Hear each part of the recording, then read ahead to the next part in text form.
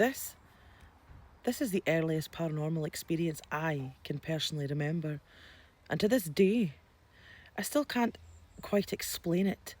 You can believe it was grief or something far more. But I'll let you decide that.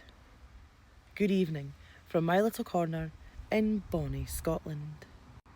Now, this is probably the most personal story that I've ever shared, and it happened to me when I was about 14, when my grandfather passed away. You see, he had been like a father to me since my parents separated when I was 2, and my father moved back down to England. So from then on, I was always a Grandad's girl. He spoilt me rotten, made me laugh, and loved me unconditionally. And losing him broke my heart. My mother was grieving, and my granny was grieving. So I convinced myself, with me being the oldest, that I had to be the strongest. So I buried my own grief, and I carried on as though nothing had happened.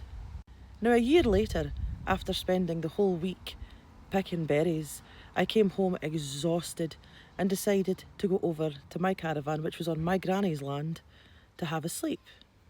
Now, my mother just lived straight across the road from my grandparents' land, and I spent so much of my childhood there. I fell asleep almost instantly. Then I found myself standing outside the static caravan door on my grandparents' land, and everything was silent. Everything was black and white. Then I heard singing. Now, you see, behind the caravan, about a quarter of a mile away, was a hill that we used to play in as children and would forever get into trouble because we shouldn't have been there. And as I looked towards it, I saw my grandfather just standing there, and he looked exactly as I had remembered him. So naturally, I called out to him, and he stopped. He turned around and he gave me that familiar smile that always made me feel safe and loved. So I ran to him, I threw my arms around him and I sobbed. "I've missed you so much and I love you." He hugged me so tightly, then he quietly replied, "It's going to be alright. Ken this, lass, you're on the richt path. Aye, you'll wander fate from time to time, but always keep looking forward and never go back." I told him I was scared and he smiled and said, "Not to be. Things are going to come your way. Just remember who you are. You're my granddaughter and I am proud of you." I cried even harder and he held me close and whispered, "I love you and I'll never be too far for you." Then the trees began rustling and he let go of me. He started walking towards the hills. "Don't go," I cried, but he kept on walking. And when he reached the top, a brilliant light appeared and panic began to take over me. So I ran towards him shouting, "Wait for me, Granda, wait for me, I'm coming too." Just as I reached him again, he turned around and placed one hand firmly on my left shoulder. And for the first time, his voice was serious. "Where I'm going, bairn, you canna come. You'll no be coming here for a long, long time. So go home to your ma and your granny and your brother. And remember this, my blood is in your veins, and I love you." I stood there, watching him walk into the light, and I remember thinking to myself, "I don't want to stay here if you're not here. I'm coming with you, whether you said it or not." So I ran after him one more time, racing towards this light as it was fading. Then there was a deafening bang outside my caravan. You see, my granny was outside, and she was hammering on the window with her walking stick so hard that she actually cracked the glass.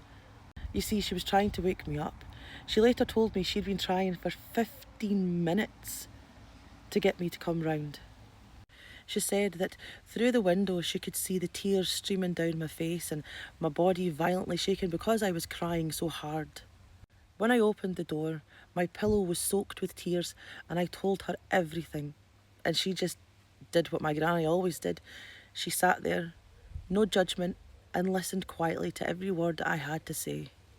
And when I finished, she looked at me in that way that she always did, and she said, "You never grieved for your grandfather, so he came back to tell you that it was okay to let him go and for you to keep living your life." Then she said something to me that I'll never forget. She was adamant that if she had not come to try and wake me up, that I might have followed him into that light, and I might not be here today. You see, she never ever came across to her house at that time of day. She always stayed at my mother's.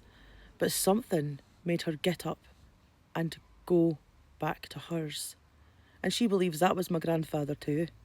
She believed that my grandfather had stopped me because it simply wasn't my time. Now, you see, whether this is true, I honestly don't know.